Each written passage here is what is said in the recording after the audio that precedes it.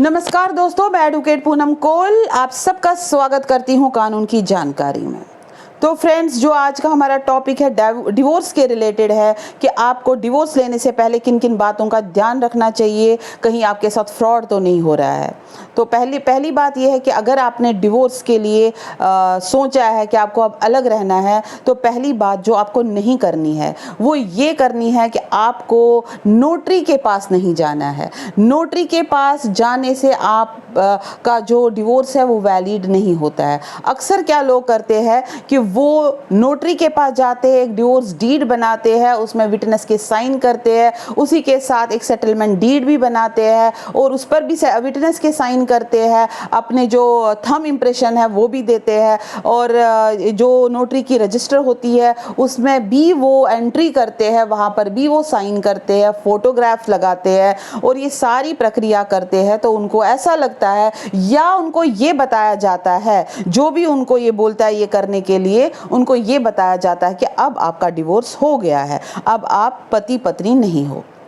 लेकिन फ्रेंड्स, अगर आप भी ये डिवोर्स करना चाहते हो और आप भी ये करने की सोच रहे हो कि आप नोटरी के पास जाकर डिवोर्स करोगे और जो मैंने ये प्रोसीजर बोला है आप भी यही प्रोसीजर करना चाहते हो या आपने ये प्रोसीजर किया है, तो आप फिर फ्रॉड में फंस चुके हो। तो आपका जो डिवोर्स है वो नहीं हुआ है, आपकी मैरिज अभी भी वैलिड है। तो ये जो मैंने आपसे कहा ये ना करें, ये divorce valid in the eyes of law नहीं है।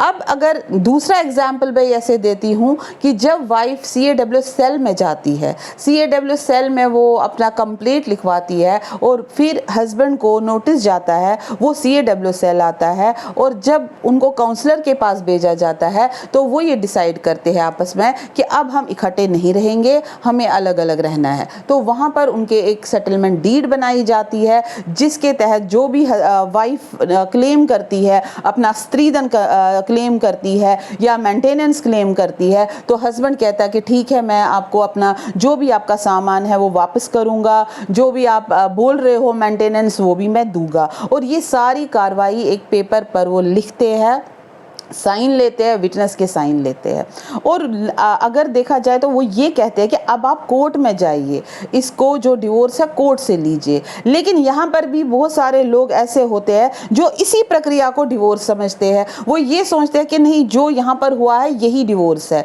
तो फ्रेंड्स, इसको भी क्लियर कर दीजिए कि जो वहाँ पर आपने स्टेटमेंट दी है, वहाँ पर आपने विटनेस के साइन किए, जो भी आपने वहाँ पर किया है और आपको ऐसा लगता है कि आपने डिवोर्स दिया है, आपका डिवोर्स हो चुका है, तो आप गलत सोच रहे हो। वहां पर आपका डिवोर्स नहीं होगा, बिल्कुल नहीं होगा। और आप ये मत समझिए कि वहां जाकर आपने स्टेटमेंट भी दी है, साइन भी किया तो वो डिवोर्स है।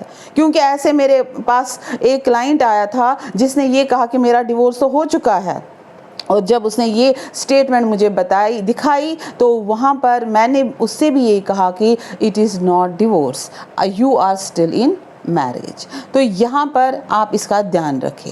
अब नेक्स्ट मैं ये बताऊंगी कि अगर आप अब कोर्ट में ही जाएंगे, म्यूचुअल कंसेंट डिवोर्स जिसको कहते हैं, अब आपने डिसाइड ये किया है, आप वकील साहब के पास जाते हो या खुद जाते हो, जैसे भी आप ये सोचते हो कि हमें म्यूचुअल कंसेंट से कोर्ट से डिक्री लेनी है, तो आप क्या करते हो, आप फर्स्ट मोशन यानी जो फर्स्ट पिटीशन होती है जिसको हम फर्स्ट मोशन कहते हैं, आप वो फर्स्ट मोशन फाइल करते हैं, कोर्ट में जाते हैं, अपना स्टेटमेंट देते हैं, आपके जो डॉक्यूमेंट है वो एग्जिबिट भी होते हैं, जज साहब आपसे सवाल भी पूछते हैं और सारी प्रक्रिया होती है और आपका ऑर्डर भी होता है, फर्स्ट मोशन का ऑर्डर वो अलाउ हो जाता है आपका। तो आपको यहाँ ऐसा लगता है कि आपका डिवोर्स हो गया है। लेकिन फ्रेंड्स, जो भी म्यूचुअल कंसेंट का डिवोर्स है वो 2 बार आपको कोर्ट जाना होता है, फर्स्ट मोशन फाइल करना होता है और उसके बाद सेकेंड मोशन भी फाइल करना होता है। सेकेंड मोशन 6 महीने के बाद फाइल होता है।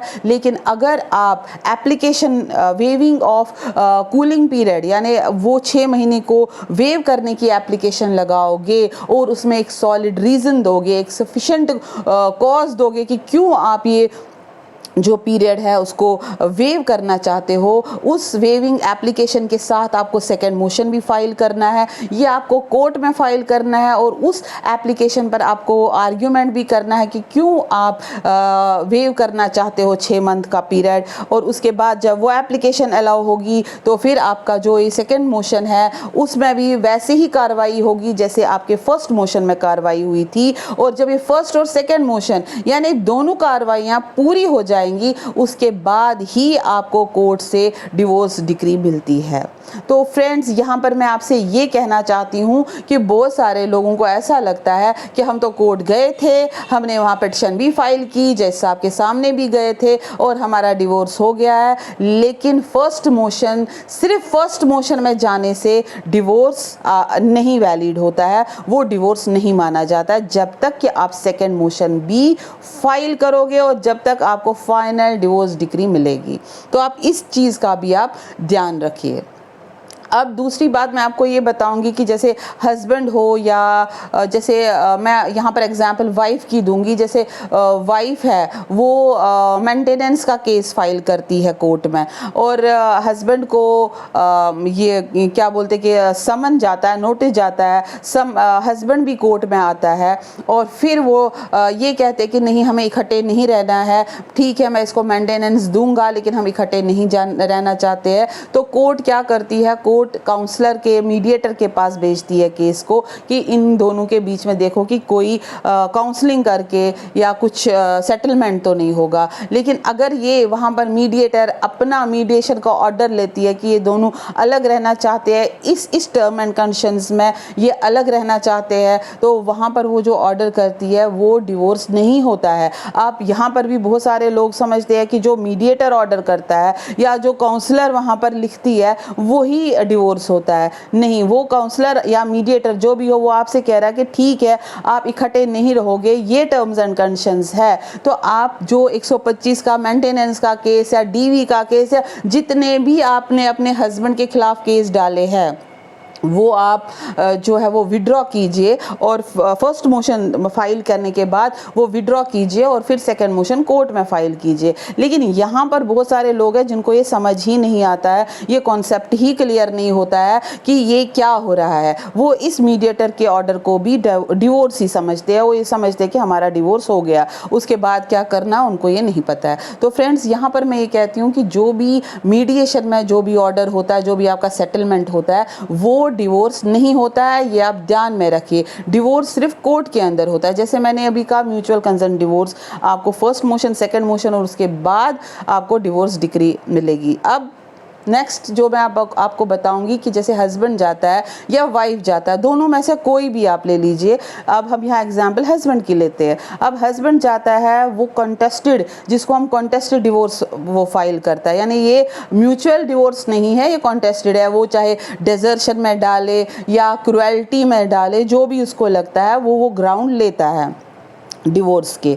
और फिर उसकी वाइफ को नोटिस होता है, वाइफ आती है, बहस होती है, अगर वाइफ भी राज़ी हुई या वो केस जीतता है तो यहाँ पर कॉन्टेस्टेड डिवोर्स में भी अगर वो केस जीतता है और ये प्रूव करता है कि हाँ जो भी उसे ग्राउंड दिए हैं डिवोर्स के वो ग्राउंड प्रूव करता है, तो यहाँ पर भी कोर्ट उनको डिवोर्स डिक्री ग्रांट करती है। या तो डिवोर्स डिक्री ग्रांट करेगी और अगर कोर्ट को लगेगा कि नहीं ये जो इसे ग्राउंड लिए है वो ये प्रूव ही नहीं कर पा रहा है, तो वो डिसमिस भी कर सकती है। लेकिन अगर उसे ग्रांट किया तो वो डिवोर्स डिक्री मिलेगी, तो वो भी डिवोर्स माना जाएगा। यानी आप कुल मिलाकर ये समझिए कि आपको कोर्ट में जाना है, अगर कंटेस्टेड में भी जा रहे हो तो कोर्ट में ही जाना है, वो केस जीत कर ही आपको डिवोर्स की डिक्री मिलेगी। अगर आपको म्यूचुअल कंसेंट में जाना है तो एक बार नहीं 2 बार आपको पिटीशन फाइल करनी है, फर्स्ट मोशन और सेकंड मोशन,